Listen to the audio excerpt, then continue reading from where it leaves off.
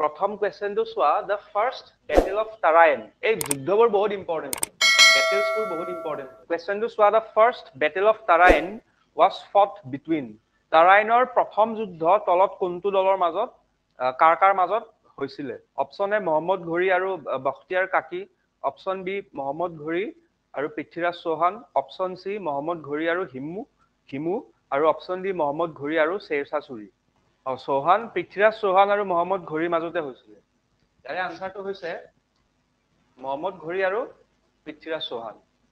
প্ৰথম battle of তাৰায়ন, তাৰায়নৰ প্ৰথম যুদ্ধ এওঁলোক দুজনৰ মাজত হৈছিলে। আৰু এওঁলোক কোন আছিলে মই লিখি আনিছো, এইটো চাই লোৱা। Answer B, the first battle of Tarain, the first battle of Tarain was fought between Muhammad ঘড়ী and Prithviraj Chauhan in 1191 AD.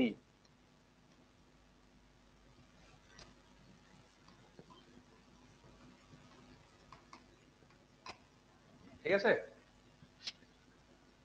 Mohammad ঘড়ী লষ্ট, আৰু সেই যুদ্ধখনত মহম্মদ ঘড়ী হাৰিছিলে। মহম্মদ ঘড়ী লষ্ট দি বেটেল। তাৰপিছত আৰু এখন তাৰায়নৰ যুদ্ধ হৈছিলে 1192 হৈছিলে এইখন। ছেকেণ্ড বেটেল কেতিয়া হৈছিলে? ছেকেণ্ড বেটেল অফ তাৰায়ন 1192 হৈছিলে। আৰু এইখন যুদ্ধত কি হ'ল? মহম্মদ ঘড়ী ডিফিটেড পৃথ্বীৰাজ চৌহান। এইবাৰ মহম্মদ ঘড়ী জিকিলে আৰু পৃথ্বীৰাজ চৌহান হাৰিলে। আৰু মহম্মদ ঘড়ীয়ে পৃথ্বীৰাজ চৌহানক হৰুৱাৰ পাছত দিল্লীত তেওঁ এখন এম্পায়াৰ বা এখন চুলতানেট আৰম্ভ কৰিলে। এই যুদ্ধখনৰ পাছত মহম্মদ ঘড়ী ষ্টাৰ্টেড দি দিল্লী চুলতানেট। দ্বিতীয় তাৰায়নৰ যুদ্ধত মহম্মদ ঘড়ীয়ে পৃথ্বীৰাজ চৌহানক পৰাজিত কৰি দিল্লী চুলতানেট আৰম্ভ কৰে। দিল্লীত তেওঁ এম্পায়াৰ এখন ষ্টাৰ্ট কৰিছিলে। ঠিক আছে? গতিকে ইয়াতে দুটা বস্তু মনত ৰাখিব লাগিব। প্ৰথমটো হৈছে তাৰায়নৰ প্ৰথম যুদ্ধ কেতিয়া হৈছিলে? 1191 হৈছিলে। কোন জিকিছিলে? পৃথ্বীৰাজ চৌহান জিকিছিলে। মহম্মদ ছেকেণ্ড বেটেল অফ তাৰায়ন 1192 হৈছিলে। সেইখনত ৰিজাল্টটো উল্টা হৈছিলে। মহম্মদ ঘড়ী জিকিছিলে আৰু তেওঁ দিল্লী চুলতানেট তেওঁ আৰম্ভ কৰিছিল। যিবোৰ এই চুলতানেট মানে কি? এম্পায়াৰ। এম্পায়াৰবোৰৰ ডাইনেষ্টি থাকে কিছুমান, বংশ। এতিয়া দিল্লী চুলতানেট ষ্টাৰ্ট কৰিলে, কিন্তু সেই দিল্লী চুলতানেটত প্ৰথম কোনটো বংশই ৰুল কৰিছিলে? কুৱেশ্যন নম্বৰ 2 টো চোৱা, which of the following was the first dynasty of the Delhi Sultanate? তলৰ কোনটো বংশ দিল্লী চুলতানেটৰ প্ৰথম বংশ আছিল? ফাৰ্ষ্ট ডাইনেষ্টি বা প্ৰথম বংশ, দিল্লী চুলতানেটৰ প্ৰথম বংশ কোনটো আছিল? Option A slave dynasty, option B Khalji dynasty, option C Tughlaq dynasty, option D Lodi dynasty.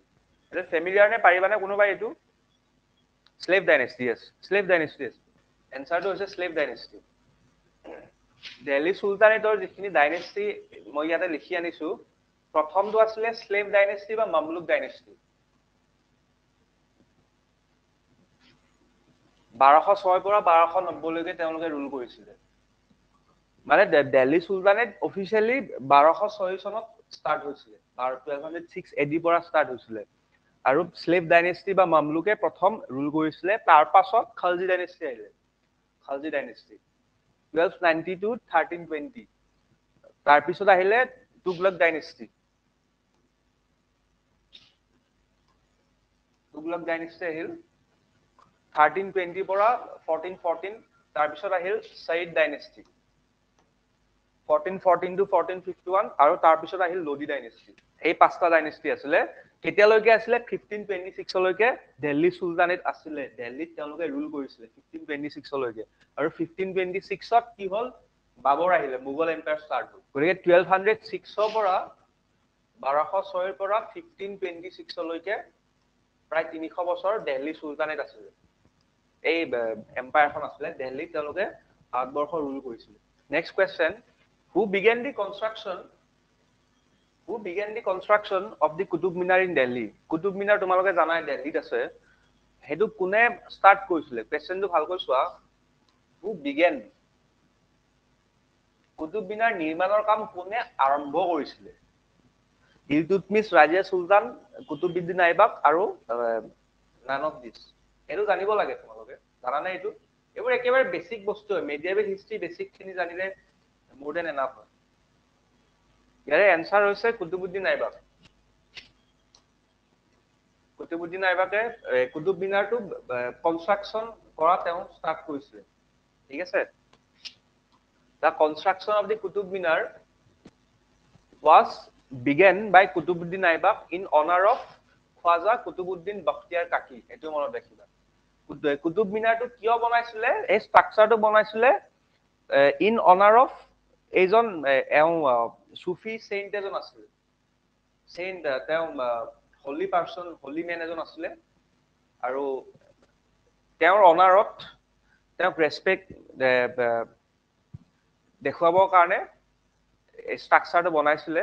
বনোৱা ষ্টাৰ্ট কৰিছিলে কোনে? কুতুবুদ্দিন আইবাকে। খ্বাজা কুতুবুদ্দিন বাখতিয়াৰ কাকি এজন সুফি সেইন্ট আছিল। খ্বাজা কুতুবুদ্দিন বাখতিয়াৰ কাকিৰ সন্মানত কুতুবুদ্দিন আইবাকে কুতুব মিনাৰ নিৰ্মাণৰ কাম আৰম্ভ কৰে আৰু কনষ্ট্ৰাকচন ষ্টাৰ্টেড ইন 1199 AD। কেতিয়া ষ্টাৰ্ট কৰিছিলে?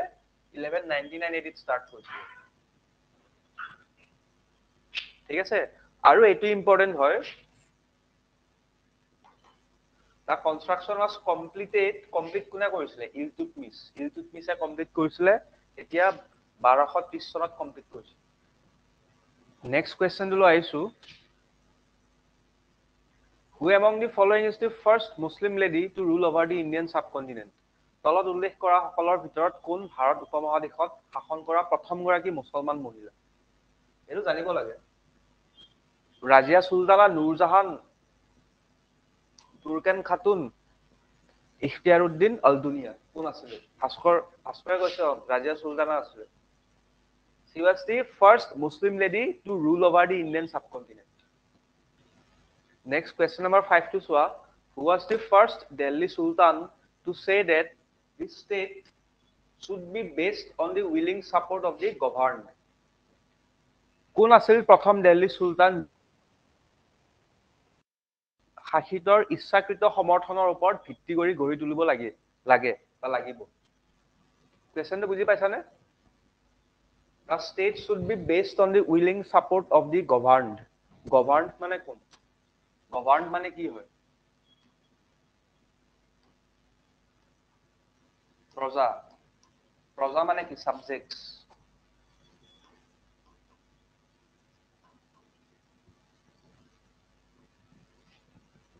প্ৰজাৰ সাবজেক্টৰ কনসেনসাসৰ বেসিসতে, সাবজেক্টৰ লগত এগ্ৰিমেন্টৰ বেসিসতে, ফোৰ্সফুলি নহয়, জোৰবৰদস্তি নহয়। তেওঁলোকে যদি বিচাৰে তেতিয়াহে আমি শাসন কৰিম বা আমি ভালকৈ শাসন কৰিব পাৰিম যদি তেওঁলোকে বিচাৰে, যদি প্ৰজাসকলে বিচাৰে। যদি প্ৰজাই বিচাৰে মানে কি?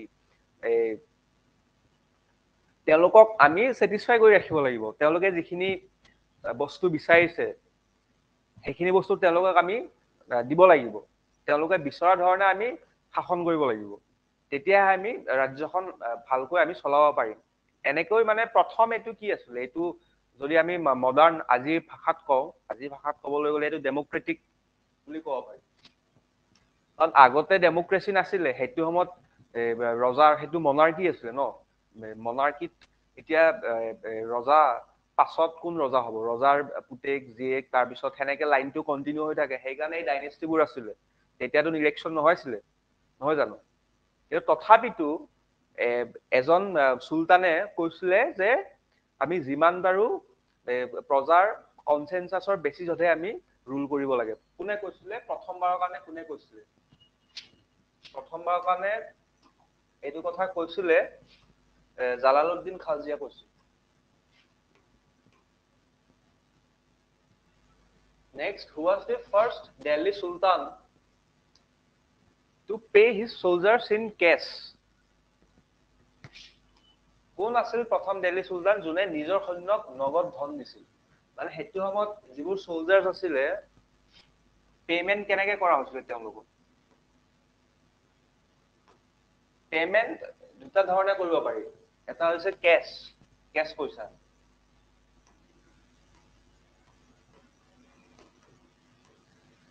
আৰু এটা হৈছে টাইম মানে কি? পইচাৰ সলনি কিবা এটা বস্তু দিয়া। বস্তু মানে কি? তেতিয়া মাটি দিছিলে, মাটি এডোখৰ দিছিলে।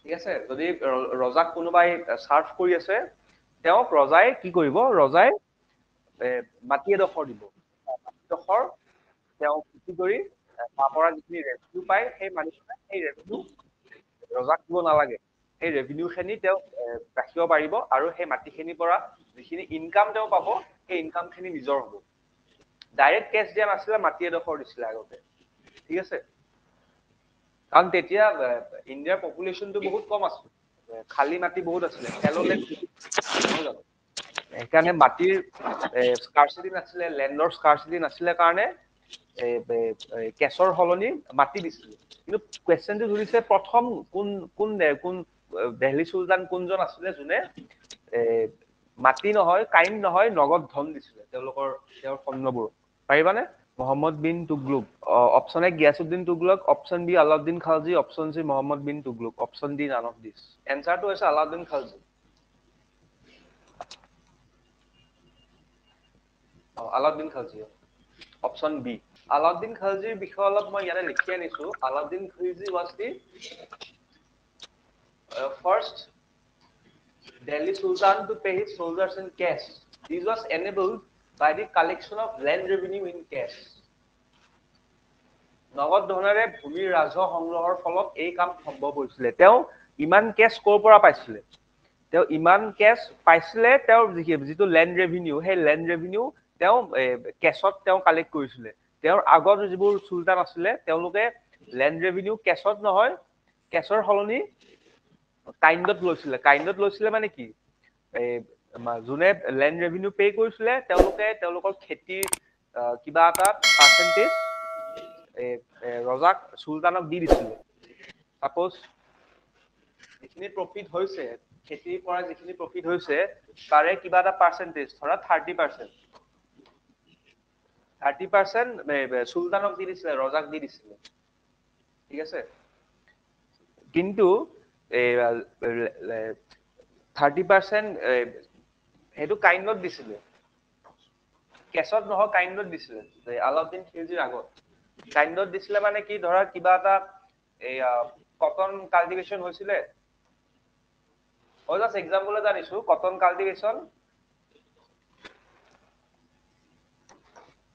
সাপোজ খেতিয়ক এজনৰ মাটিত তেওঁ কটন কাল্টিভেশন কৰে আৰু 20 কিলো তেওঁ এটা বছৰত 20 কিলো কাল্টিভেশন হৈছে এনুৱেল প্ৰডাকশন 20 কিলোৰ 30% তেওঁ ৰজাক দি দিছিলে কটন হেতু কাইণ্ডত দিয়া বুলি কয় লেণ্ড ৰেভিনিউ মানে এটু সিস্টেম আলাউদ্দিন খালজিৰ আগতে আছিল কিন্তু আলাউদ্দিন খালজিয়ে কি কৈছিলে আলাউদ্দিন খালজিয়ে কৈছিলে যে মোক বস্তু নালাগে মোক এগ্ৰিকালচাৰেল কমোডিটি নালাগে মোক কটন দিব নালাগে মোক পইচা দে মোক নগদ ধন দে মোক কেছ দে গতিকে তেওঁৰ ওচৰত বহুত পইচা কেছ ৰজাৰ হেৰি তেওঁ পাইছিলে as part of land revenue যাৰ ফলত তেওঁৰ সৈনিকবোৰক কেছ এজ পেমেন্ট দিব পাৰিছিল ঠিক আছে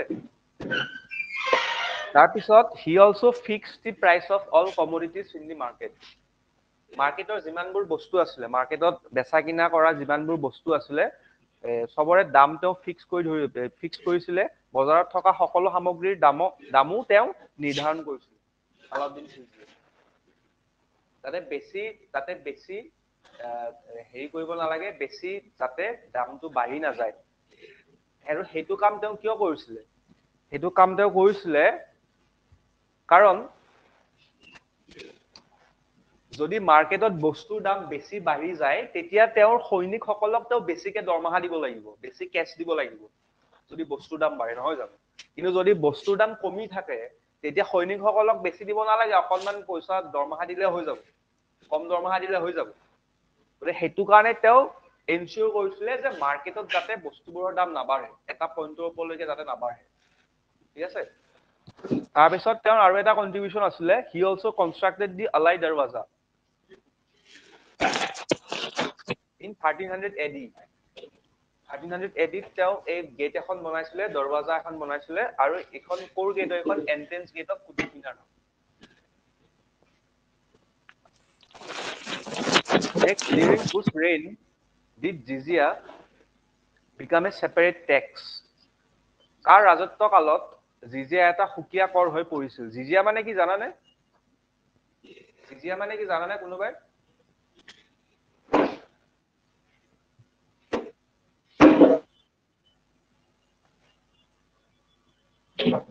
Pilgrimage tax. Pilgrimage tax নহয় exactly, মানে religious non-Muslims. সেইটো সময়ত দিল্লী চুলতানেট যিহেতু এটা চুলতানেট আছিলে, যিখিনি নন মুছলিম পপুলেশ্যন আছিলে ভাৰতবৰ্ষত, সেই নন মুছলিম পপুলেশ্যন খিনি এটা টেক্স দিব লাগিছিল। তেওঁলোকৰ পৰা টেক্স এটা কালেক্ট কৰিছিলে দিল্লী চুলতানে, আৰু সেইটোক জিজিয়া বুলি কোৱা হৈছিলে। জিজিয়া was a tax.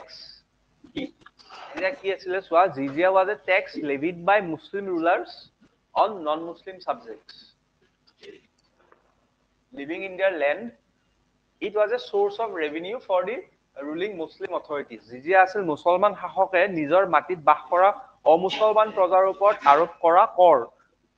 শাসকীয় মুছলমান কৰ্তৃপক্ষৰ বাবে ই আছিল ৰাজহৰ উৎস, মানে ৰেভিনিউ চ'ৰ্চ এটা আছিলে। এইটো টেক্সৰ জৰিয়তে তেওঁলোকে যথেষ্ট ৰেভিনিউ কালেক্ট কৰিব পাৰিছিলে। এইটো জিজিয়া আছিলে। আৰু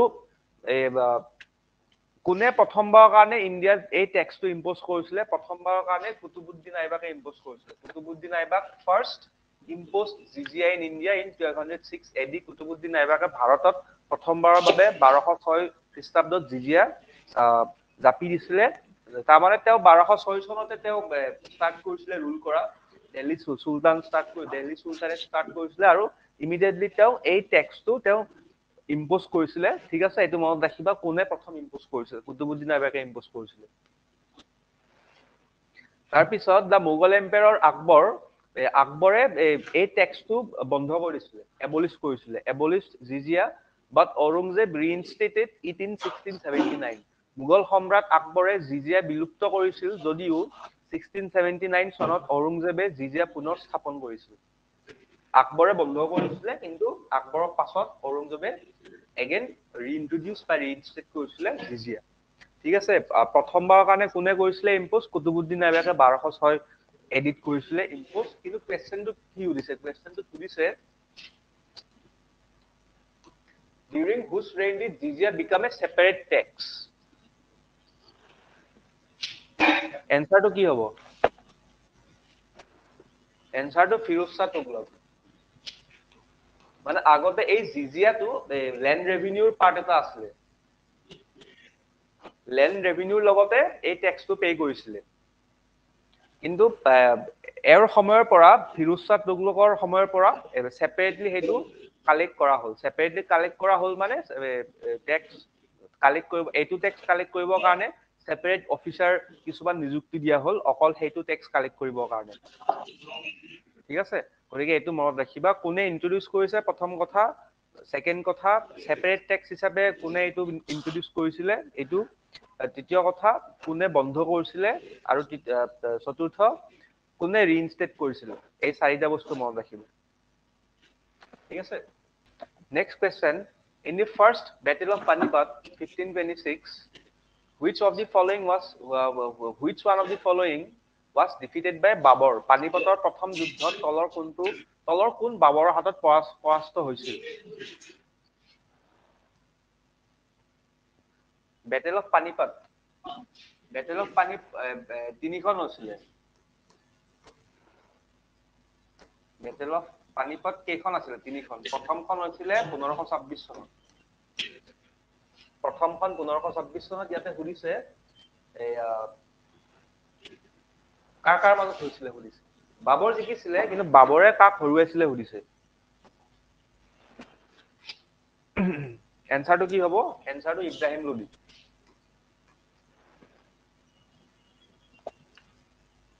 ঠিক আছে, ইব্ৰাহিম লোডি আৰু বাবৰৰ মাজত হৈছিলে, আৰু বাবৰ জিকিছিলে। বাবৰ কোন আছিলে? বাবৰ সেইটো সময়ত ফাৰখানা বুলি এখন ষ্টেট আছিলে। ফাৰখানা মডাৰ্ণ ডে উজবেকিস্তান। উজবেকিস্তান ক'ত আছে? উজবেকিস্তান চেন্ট্ৰেল এছিয়াৰ কাণ্ট্ৰি এখন হয়। উজবেকিস্তানত ফাৰখানা বুলি ষ্টেট এখন আছিলে, আৰু ফাৰখানাৰ ৰুলাৰ আছিলে তেওঁ বাবৰ। আৰু সেইটো সময়ত এই লোডি ডাইনেষ্টিটো কি আছিলে? লোডি ডাইনেষ্টিটো দিল্লী চুলতানেটৰ লাষ্ট ডাইনেষ্টি আছিলে। ইব্ৰাহিম লোডি তেওঁ ৰুলাৰ আছিলে সেইটো সময়ত, আৰু ইব্ৰাহিম লোদীৰ এজন জেনেৰেল আছিলে, মিলিটাৰী কমাণ্ডাৰ আছিলে বাহলুল লোদী।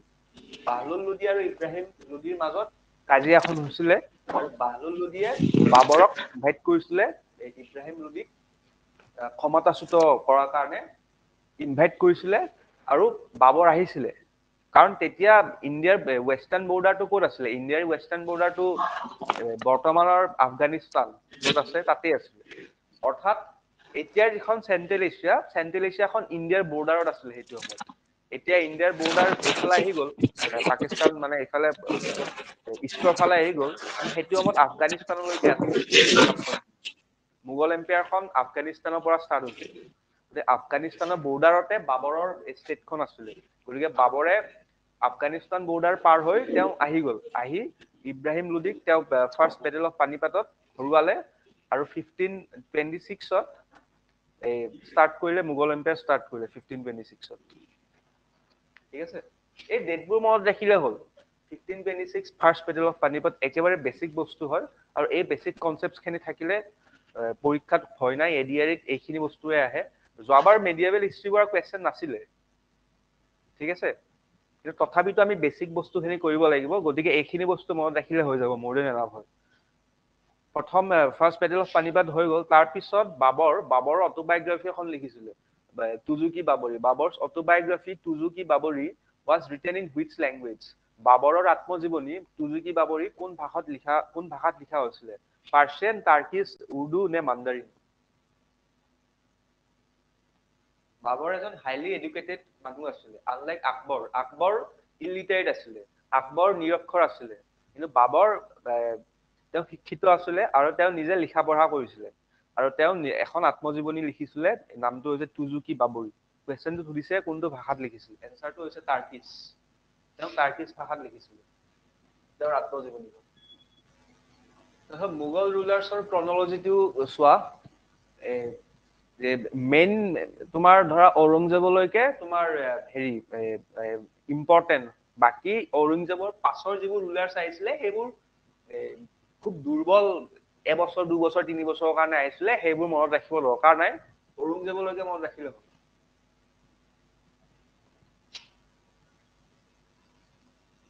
ইয়ালৈকে মনত ৰাখিলে হ'ল। বাবৰ 1526 পৰা 1530 তেওঁ 4 বছৰ ৰুল কৰিছিলে। তাৰপিছত হুমায়ুন আহিছিলে 1530 পৰা 1540, মানে দুবাৰ তেওঁ এম্পায়াৰ হৈছিলে। 1530 পৰা 1540। তাৰপিছত ছেকেণ্ড টাইম হৈছিলে 1555 পৰা 1556লৈকে। মানে মাজত 15 বছৰ গেপ আছিলে হুমায়ুনৰ সময়ত। বা হুমায়ুনৰ পাছত কোন আহিছিলে? হুমায়ুনৰ পাছত আহিছিলে আকবৰ 1556 পৰা 1605। আকবৰে কিমান বছৰ? প্ৰায় 50 বছৰ, 49 ইয়াৰ্ছ তেওঁ ৰুল কৰিছিলে। আকবৰৰ পিছত কোন আহিছিলে? আকবৰৰ পিছত আহিছিলে জাহাংগীৰ 1605 to 1627। জাহাংগীৰৰ পিছত কোন আহিছিলে? শ্বাহজাহান 1628 to 1658। শ্বাহজাহানৰ পিছত আহিছিলে ঔৰংজেব 1658 to 1707। প্ৰায় ঔৰংজেবো 50 বছৰ কাল ৰাজত্ব কৰিছিলে। 1707লৈকে ঔৰংজেব আছিলে। আৰু ঔৰংজেবৰ পাছৰে পৰা যিবোৰ ৰুলাৰ্ছ আহিছিলে সেইবোৰৰ টাইমলাইনটো চাই লোৱা। সেইবোৰৰ টাইমলাইনটো চালে গম পাবা যে তেওঁলোকে বেছি বছৰ ৰাজত্ব কৰা নাছিলে। বাহাদুৰ শ্বাহ ঔৰংজেবৰ পাছত আহিছিলে। বাহাদুৰ শ্বাহ 1707 to 1712, অকল 5 বছৰৰ কাৰণে আহিছিলে। তাৰপিছত জাহাংগীৰ শ্বাহ 1712 to 1713, মানে এবছৰ আছিলে। ফাৰুক চিয়াৰ 1713 to 1719, 6 বছৰ। ৰাফিউল দৰ্জাত 1719, এবছৰো নাছিলে তেওঁ। তাৰপিছত ৰাফিউদ্দৌলাত 1719, এবছৰো নাছিলে এই দুজন। মহম্মদ ইব্ৰাহিম 1720, এবছৰো নাছিলে again. Muhammad Shah 1719 to 1748, Ahmed Shah Bahadur 1748 to 1754, Alamgir 2 1754 to 1759, Shahjahan 3 1759 to 1760, Shah Alam 2 1760 to 1806, Akbar Shah 2 1806 to 1837, Bahadur Shah 2 1837 to 1857। এইটো চোৱা, শাহ আলম 2, এইটো নাম মনত পৰিছে নে? শাহ আলম 2 মডাৰ্ণ হিষ্ট্ৰীত আমি পঢ়িছিলো, মনত আছে নে? 1760 কি হৈছিলে? 1764ত তেওঁৰ সময়ত শাহ আলমটো যেতিয়া মোগল এম্পায়াৰ আছিলে, কাৰোবাৰ মনত আছে নেকি? যদি আছে কৈ দিয়াচোন। আমি মডাৰ্ণ হিষ্ট্ৰীত আমি লাষ্ট ক্লাছ নহয়, তাৰে আগৰ ক্লাছত আমি শাহ আলমৰ বিষয়ে, শাহ আলম নামটো আমি পঢ়িছিলো। দিৱানী প্ৰথমটো হৈছে 1765ত ট্ৰিটি অফ আলাহাবাদ হৈছিলে কাৰ মাজত হৈছিলে শ্বাহ আলম II আৰু ৰবাৰ্ট ক্লাইভৰ মাজত হৈছিলে তাৰ আগতে কি হৈছিলে তাৰ আগতে 1764ত কি হৈছিলে বেটেল অফ বক্সাৰ হৈছিলে বক্সাৰ যুদ্ধত শ্বাহ আলম II পাৰ্টিচিপেট কৰিছিল নহয় জানো তেওঁ মোগল এম্পায়াৰ আছিলে মোগল এম্পায়াৰ তাৰপিছত বেংগলৰ নবাব আৰু অৱধৰ নবাব এই তিনিজনে ৰবাৰ্ট ক্লাইভৰ বিৰুদ্ধে যুঁজিছিলে বেটেল অফ বক্সাৰত ৰবাৰ্ট ক্লাইভ নাছিলে তেতিয়া কোন আছিলে বেটেল অফ বক্সাৰত হেক্টৰ মুণ্ড্ৰু আছিলে ব্ৰিটিছ আৰ্মি অফিচাৰ আৰু সেইখন যুদ্ধত শ্বাহ আলম IIও পাৰ্টিচিপেট কৰিছিলে তাৰ ভাস্কৰে যে সুধিছিলা কুৱেশ্যনটো সেইটো নেক্সট সেই শ্লাইডখনত আছে এইবোৰ নালাগে দৰকাৰ নাই শ্বাহ আলম II এইটোতো মনত থাকিবই সেইটো মডাৰ্ণ হিষ্ট্ৰীত যিহেতু আমি পঢ়িছো এইটো মনত থাকিব তাৰপিছত বাকী এইবোৰ মহম্মদ ইব্ৰাহিম মহম্মদ শ্বাহ আলমগীৰ সেইবোৰ নালাগে জাষ্ট তোমালোকে ঔৰংজেবলৈকে এই টাইমলাইনটো মনত ৰাখি ৰাখো বাবৰ হুমায়ুন আকবৰ জাহাংগীৰ শ্বাহজাহান ঔৰংজেব আৰু হুমায়ুন কিহৰ কাৰণে দুবাৰ তেওঁ পাৱাৰত আহিছিলে মাজত 15 বছৰ গেপ কিহৰ কাৰণে হৈছিলে সেইটো মই নেক্সট কুৱেশ্যনটোত কৈ আছো নেক্সট কুৱেশ্যনটো চোৱা the reign of Humayun saw an interregnum during which an empire established itself in Delhi name the empire কুৱেশ্যনটো বুজি পাইছা নে হুমায়ুনৰ ৰাজত্ব কালত এটা বাধাৰ সৃষ্টি হয় আৰু সেই সময়তে দিল্লীত এখন সাম্ৰাজ্য প্ৰতিষ্ঠা হয় সাম্ৰাজ্যখনৰ নামটো সুধিছে এইটো জানিব লাগে হুমায়ুন মাজতে হুমায়ুনৰ সময়ত 15 বছৰ গেপ আছিলে নহয় জানো সেই গেপ সেই সময়ছোৱাত বেলেগ এখন এম্পায়াৰ মোগল এম্পায়াৰ নহয় বেলেগ এখন এম্পায়াৰ দিল্লীত প্ৰতিষ্ঠা হৈছিলে কোনখন এম্পায়াৰ প্ৰতিষ্ঠা হৈছিলে এইটো এনসাৰটো হৈছে সুৰ এম্পায়াৰ বা কেতিয়াবা সুৰি এম্পায়াৰ বুলি কয় সুৰ এম্পায়াৰ এইটো আফগান এম্পায়াৰ এখন আছে সুৰ এম্পায়াৰ ইয়াৰ ওপৰত মই কৈ দিছো অলপ The Sur Empire was an empire ruled by the Afghan Sur dynasty. এইটো সুৰ এম্পায়াৰ আছিলে এইটো আফগান ডাইনেষ্টি এটা আছিলে আৰু মুঘলসকল কি আছিলে মুঘলসকল টাৰ্কিছ আছিলে আৰু মংগলো আছিলে মুঘলসকল মিক্সড আছিলে মিক্স এথনিচিটিৰ আছিলে মংগল এফালে আৰু আনফালে টাৰ্কিছ আছিলে কিন্তু এই যিটো এম্পায়াৰ সুৰ এম্পায়াৰ এওঁলোক আফগান আছিলে বিটুইন 1540 এণ্ড 1555 ঠিক আছে 15 বছৰ এই ডাইনেষ্টিটো আছিলে with Sasaram as it's capital ৰাজধানী চহৰ কি আছিলে সাসাৰাম আছিলে দিল্লী নাছিলে দিল্লীৰ পৰা তেওঁলোকে সাসাৰামলৈকে কেপিটেলখন শিফ্ট কৰিছিলে সাসাৰাম ক'ত আছে মডাৰ্ণ ডে বিহাৰত আছে আৰু it was founded by Sher Shah চুৰীয়ে ফাউণ্ড কৰিছিল এম্পায়াৰ সুৰ এম্পায়াৰখন সেই চুৰিৰ পৰা সুৰ বা চুৰি এম্পায়াৰ বুলি কোৱা হয় ঠিক আছে 1540 চনৰ পৰা 1555 চনৰ ভিতৰত আফগান চুৰ বংশৰ দ্বাৰা শাসন কৰা এখন সাম্ৰাজ্য আছিল সুৰ সাম্ৰাজ্য য'ত সাসাৰাম আধুনিক বিহাৰত ৰাজধানী হিচাপে ৰাজধানী আছিল ইয়াৰ প্ৰতিষ্ঠা কৰিছিল শ্বেৰ শাহ চুৰীয়ে 1540 পৰা 1555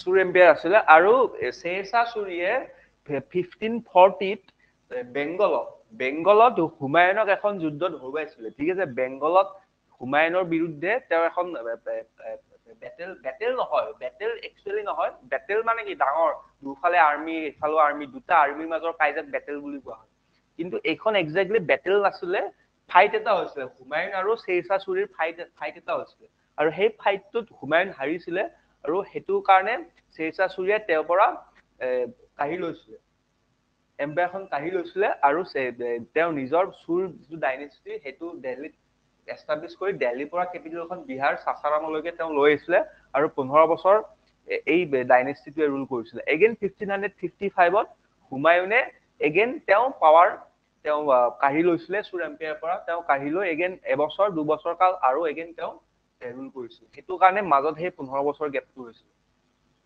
পাইছানে এতিয়া বুজি